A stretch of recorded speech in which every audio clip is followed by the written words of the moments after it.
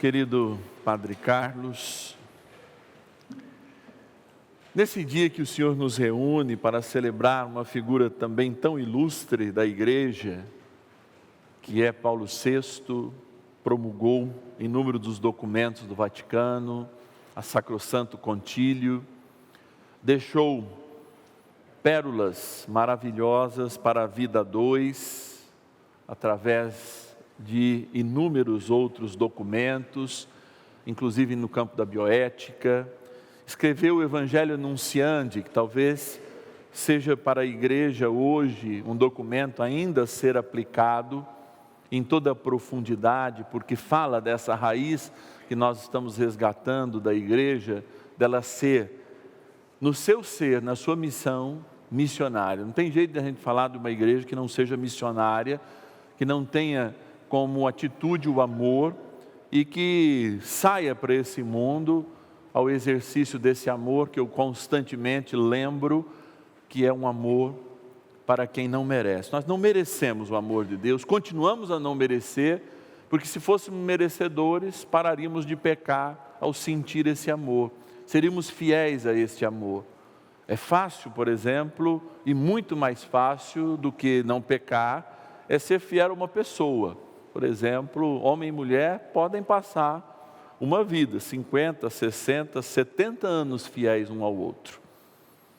Mas nós não somos totalmente fiéis ao amor de Deus, porque ainda continuamos pecando, ainda caímos em nós mesmos, não é? Às vezes a gente culpa o diabo, que também colabora bastante, mas geralmente a gente cai em nós mesmos, nasce aquele orgulho, nasce aquele desejo que as coisas sejam fáceis. Mas o Evangelho de hoje não mostra que as coisas serão fáceis. E talvez aqui valha de fato um questionamento para nós cristãos de 2024, o que pretendemos ainda viver mais alguns anos, até onde vale esta pregação do Evangelho, que o desencarna de todos os tipos de sofrimento, mesmo Jesus falando que nós também comungaremos de certo modo, e São Paulo dizendo que os nossos sofrimentos comungam com o sofrimento da cruz de Jesus. Parece-me não soar bem e nada evangélico dizer que, por exemplo, aquele que segue o Evangelho de Deus também não vai ter as provas que Jó teve, ou que esses 12 tiveram ao longo da vida, morrendo na prisão, ou mesmo, de fato, sendo martirizado, perdendo a vida, entregando o seu sangue como o sangue de Cristo.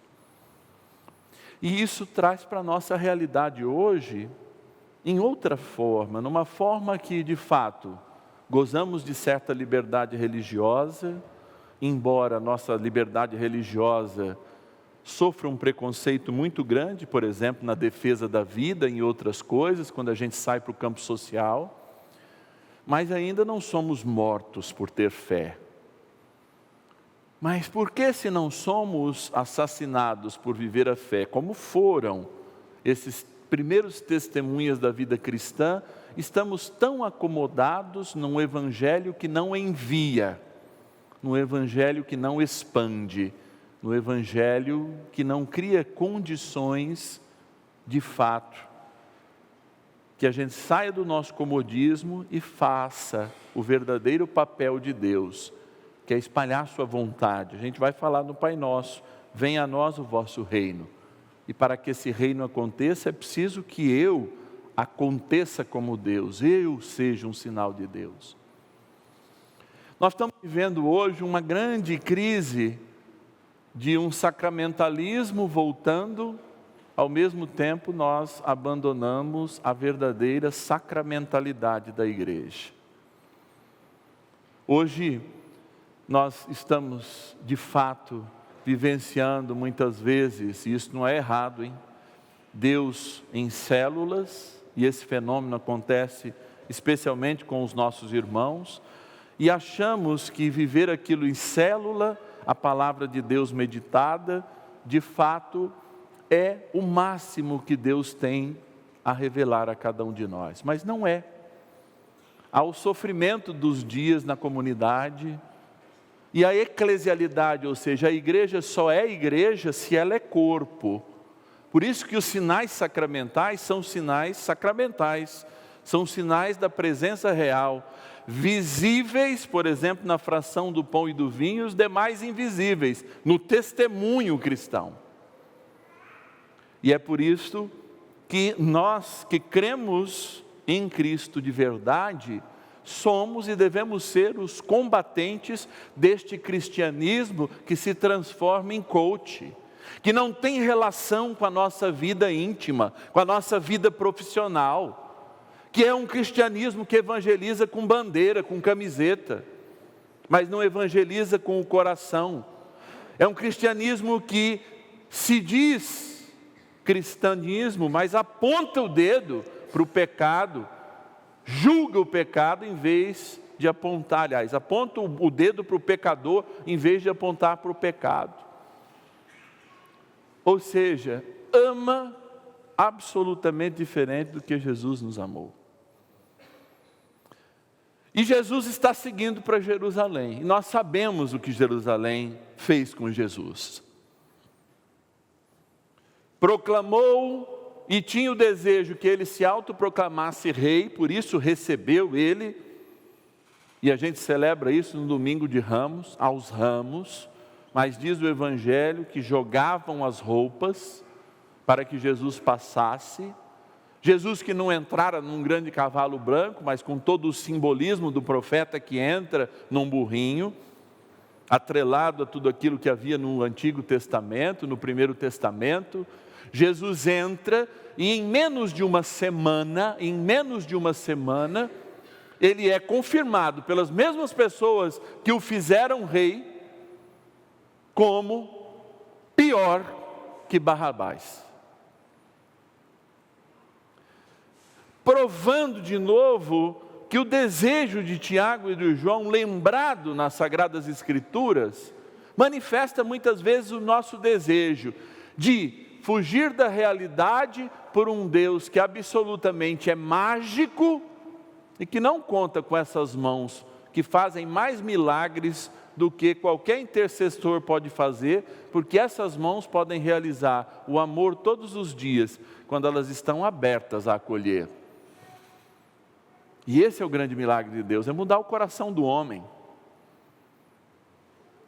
E esse recado de Jesus que está dando para aqueles que estavam com medo de ir. Espera lá, vocês estão com medo? Vocês estão desejando que eu vou chegar a Jerusalém, como é o vosso pensamento, e vou poder dar um lugar a cada um? Não, antes tereis que beber do mesmo cálice. Mas quem bebe do cálice é Ele. O cálice da consumação, quem bebe é Jesus, e deixa-nos para nós o cálice da bênção. O último cálice do ceder é Jesus quem bebe na cruz, para que a gente, olhando para o terceiro cálice, o cálice da bênção, e bebendo deste sangue, que nos poupou aquele da cruz, que cada um de nós também merecíamos um pouco, ou um pouco mais, Ele nos salvou, nos deixando como um sinal de salvação. Por isso hoje o grande compromisso da igreja é estarmos juntos, é nos constituirmos como irmãos, é aquele amor de homem e mulher, porque vocês imaginam se a gente só assistisse pela televisão nosso amor falar. Imagine se nós deixássemos de ir na sua presença real. Diz Santa Teresinha que num tabernáculo Jesus está prisioneiro do nosso amor, aguardando a nossa visita, como um prisioneiro do nosso amor. Imagina a gente fazer a nossa relação com a palavra, com as nossas devoções, de joelhos no chão, lá no quarto da intimidade, falar com o Pai e deixar, por exemplo, de visitar o Santíssimo Sacramento, ou deixar de encontrar Jesus no irmão que passa fome, no irmão que precisa de amor sem merecer, como um dia nós precisamos do amor que não merecemos e recebemos dele. Esse é o desafio para estarmos à direita e à esquerda de Jesus hoje. É um desafio prático, Porque tudo que é doutrinal, dogmático, teológico, já foi nos revelado em Jesus Cristo. E é muito difícil, sim, eu compreendo, porque eu sou professor de teologia, já dei até, talvez uma das disciplinas mais difíceis da teologia, que é a Santíssima Trindade, mas a Trindade é puro amor, porque nos diz São João, que Deus é amor.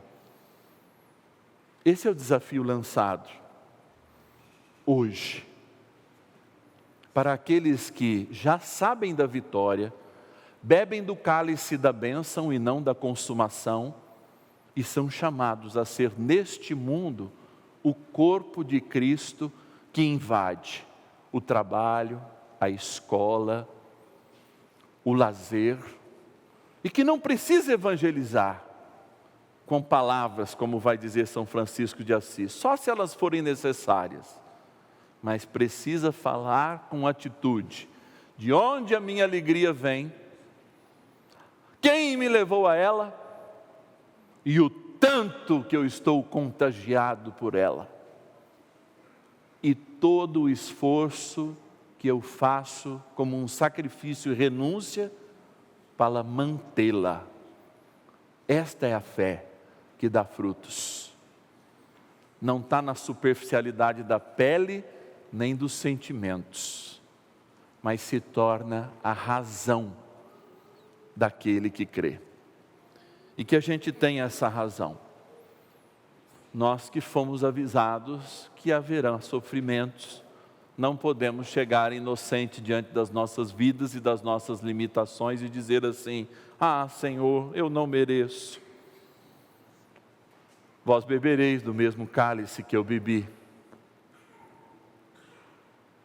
Por isso a gente não deixa de pedir bênção, né? Fala, Jesus, parece que eu ando bebendo mais o cálice da consumação da cruz, que tem gosto de vinagre, do que o cálice da bênção, que tem o sabor do teu sangue na forma do vinho. Talvez a gente pudesse pensar e falar mesmo com sinceridade, porque o Senhor nos deu o cálice da bênção, e essa vitória já está garantida.